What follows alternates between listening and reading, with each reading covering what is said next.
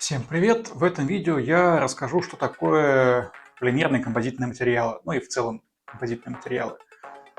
А, Для матрицы я буду использовать силикон, для наполнителя нитки. Есть определенные различия, конечно, с эпоксидной смолой, которые подразумевают обычно, когда говорят про композитные материалы, но для демонстрации самого принципа, как это работает, это вполне меня устраивает. И дополнительный нюанс, то что силикон данный платиновый, он безопасен для здоровья. То есть я могу спокойно на своей кухне с ним работать и не боясь, что у меня потом будут проблемы. Но про здоровье отдельно проговорю чуть позже. И про то, что для чего я здесь буду использовать, тоже по ходу дела я буду проговаривать, чтобы сходу не крутить. Понятно, перчатки, чтобы не испачкаться слишком сильно, а в случае с эпоксидкой, чтобы меньше кожи с ней контактировала. Ну, еще есть полиэфирные смолы, но они очень вонючие, и их пореже используют, чем эпоксидные. 2 стакана. Сейчас позже. Для начала начну с обезжиривания наполнителя, потому что для того, чтобы композит как-то работал, нужно хоть какое-то сцепление матрицы с наполнителем. А у силикона сцепление и так очень плохое, поэтому если я еще и не обезжириваю нитки, то будет совсем грустно. У смолы с этим все получше, но жирными руками тот же самый карбон перед укладкой трогать не стоит. И всякие воски и тому подобное, Blue Wax тот же самый, он используется для того, чтобы смазать матрицу, чтобы изделие после высыхания к ней не прилипло. Там свои нюансы, сколько слоев наносить, сколько их сушить, но это уже избыточно для обзорного видео. Обезжириваю я это все этиловым спиртом, опять же, потому что более-менее безопасно для здоровья и потому что он у меня есть. Далее переходим к замешиванию матрицы. Здесь все просто. В моем случае силикон платиновый замешивается в соотношении 1 к 1. И как раз таки, пока я его буду замешивать, нитки успеют высохнуть от спирта. Вот. И сейчас поясняю, почему 2 стакана. Потому что при замешивании в одном стакане на стенках все равно остается неразмешанный материал. И потом при заливке в форму есть риск, что останутся пузыри, точнее даже не пузыри, скорее вкрапления материала, который не прореагировал и не будет, или будет дольше засыхать, там как повезет. То есть если что-то совсем безответственное, что не требует к себе каких-то свойств, можно и в одном стакане замешать, но лучше, если есть возможность, подмешать сначала в одном стакане, потом перелить во второй, и уже из него потом заливать матрицу или куда вам это нужно. Так, далее. У меня нет вакуумной камеры, чтобы провести полноценную дегазацию, поэтому я буду использовать для этого дела шприц на 160 мл. Думаю, хватит. Ну и формочка, когда я буду заливать силикон, это просто из фольги сформовано. Там ничего сложного. Закидываю. Опять же, мне нужно, чтобы воздух вышел также и из нитки, чтобы получше она сцепилась с материалом. Ну и с силиконом еще, в отличие от эпоксидной смолы, нужно работать побыстрее, потому что он достаточно быстро вхватывается. То есть у меня сейчас на все про все есть только полчаса.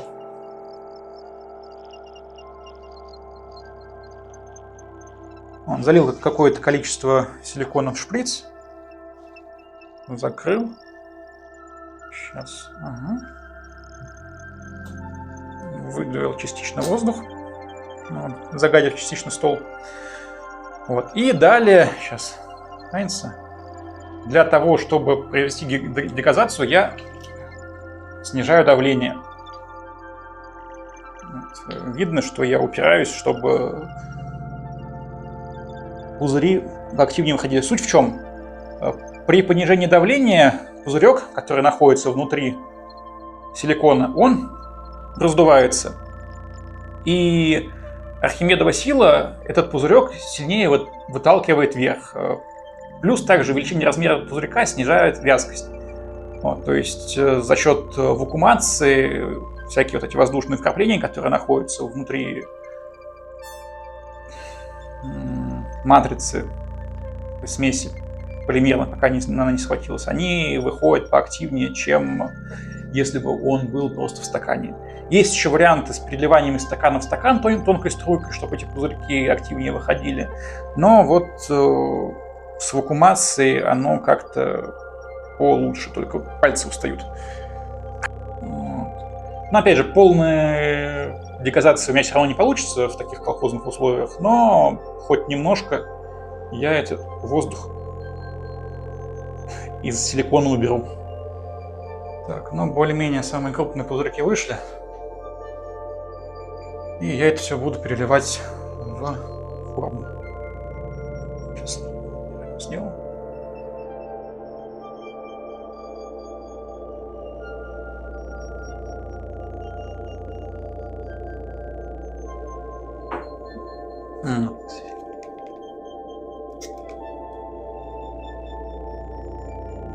Переливаю силикон в форму и с помощью пинцета укладываю нитку, чтобы она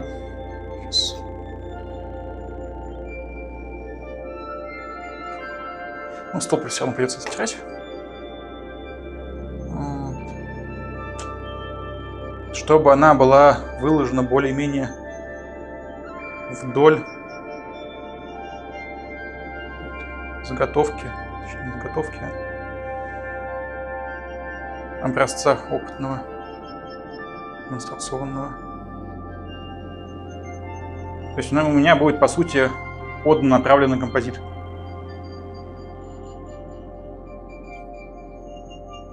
Сейчас я сюда утоплю. Так, еще один у меня будет пустой, то есть силикон без нитки, и еще один я сделаю для того, чтобы, точнее, увидите это уже на опытах.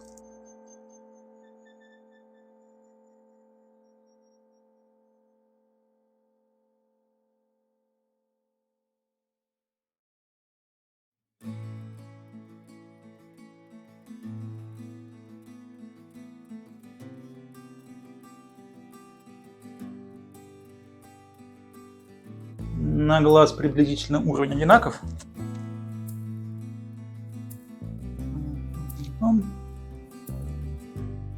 Вот, так что все это засохнет, в том числе и на столе пролилось. Вот, и увидимся на тестах полученных образцов. Так, прошло несколько часов, силикон более-менее схватился. И можно вынимать его из формы.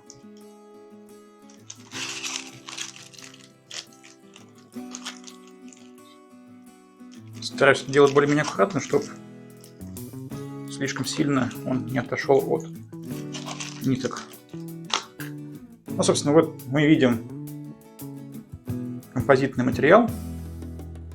Вполне себе по определению. Композитный материал – это многокомпонентный материал, у которого есть четкая граница между компонентами. Это самый распространенный вариант композита – это железобетон.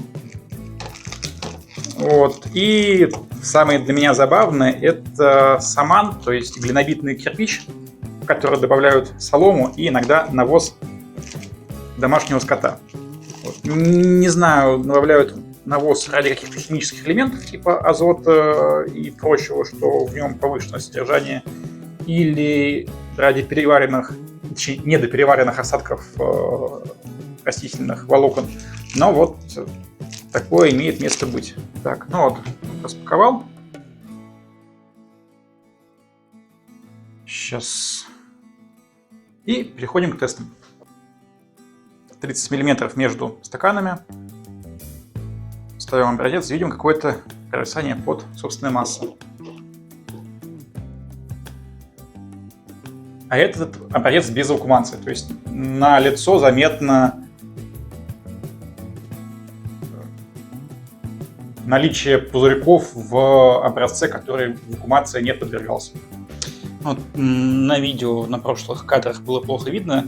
Вот сверху образец, это который вакуумации не подвергался, снизу образец, который подвергался вакуумации. То есть даже моей вот этой колхозной вакуумации со шприцом хватило для того, чтобы обеспечить отсутствие пузырьков, ну, по крайней мере, не в таком количестве. Наверное, здесь где-нибудь можно найти, но разница более чем заметна. Вот, тут визуально провисание под собственным весом не фиксируется. Здесь то же самое. Вот в чем суть? Когда у нас есть какой-то материал, который более-менее жесткий, в данном случае нитка, при попытке его согнуть, верхняя часть его пытается растянуться. Вот на сжатии она, конечно, работает плохо. Можно заметить, что при попытке сжатия нитка начинает топорщиться и выходить даже из матрицы. Но это как раз таки, что я говорил про плохое склеивание силикона с другими предметами. Вот. Сейчас я выковырю силикон из центра, чтобы показать, что нитка сама по себе не работает как нитка внутри какой-то матрицы. Освободил нитки от матрицы более-менее. Вот, и плюс избавился от матрицы в центре куска. То есть у меня получается кусок с нитками, кусок, где нитки свободны, и чистый кусок без ничего. Выставил стаканы, чтобы они были между бортиками 30 мм. И тестируем. Сначала класть буду больше толстой частью, потому что немного разное получилось сечение, но что поделать. То есть пытаюсь положить груз, падает. Далее образец с нитками с отверстием.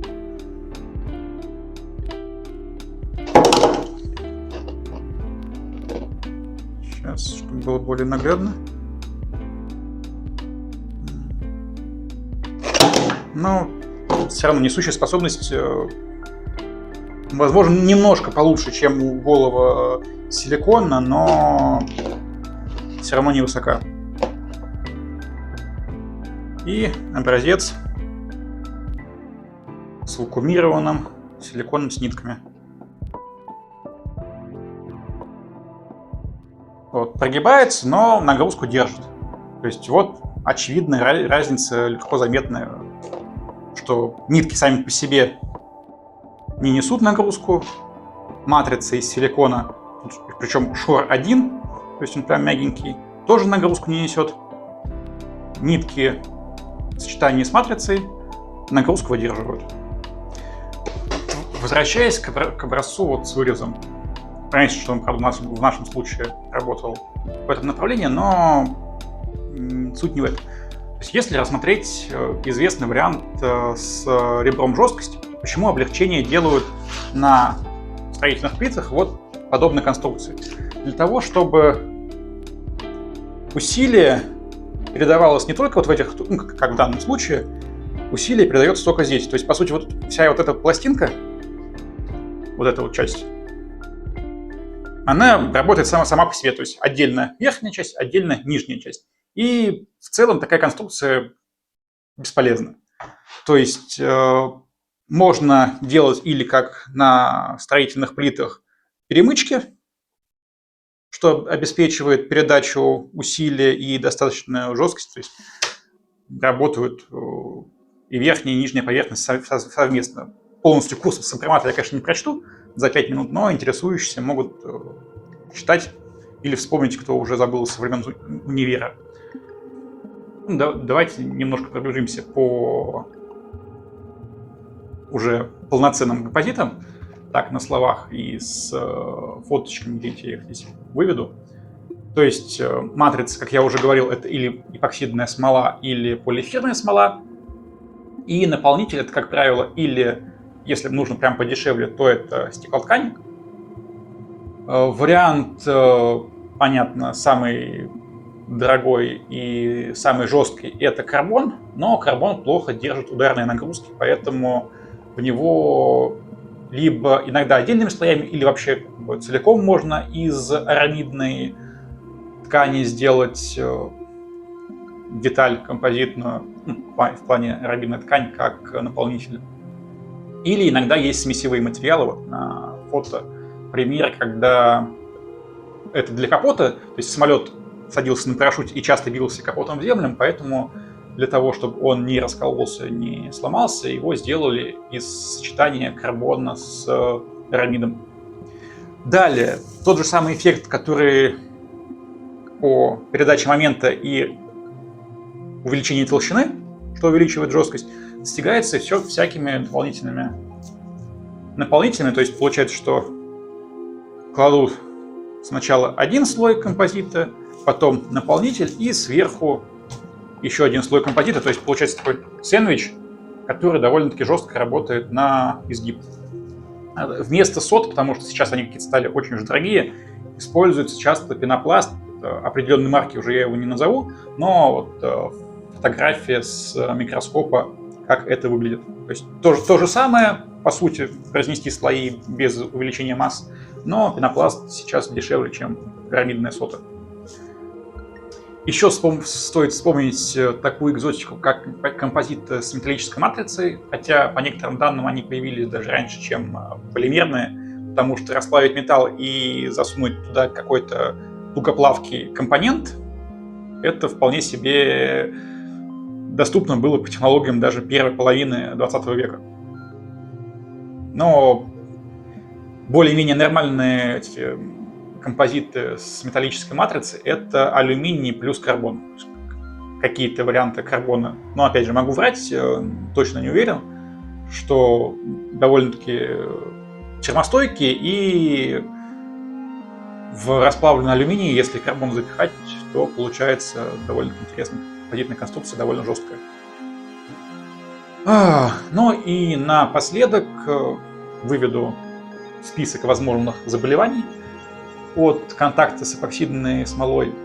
У меня после 3 месяцев работы с эпоксидными смолами, как работа, я был конструктором и часто заглядывал на композитный участок, потому что отвечал за кое-какое композитное изделие, компонент беспилотника. Вот у меня вылез, сейчас как называется, дигидраз, просто пузыри на пальцах, как пузыри, небольшие. Вот, особо, конечно, жить не мешает, но приходится мазать мазью. Поэтому, если вы работаете с эпоксидными смолами, то перчатки, желательно сменная одежда защитная и защита органов дыхания.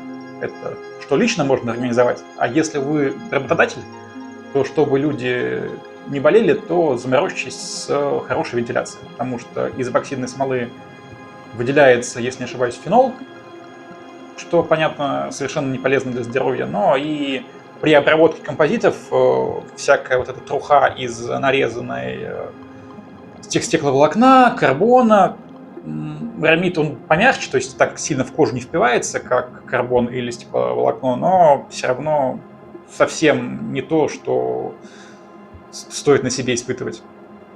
На этом, пожалуй, все. Всем до встречи в следующих публикациях. Всем пока.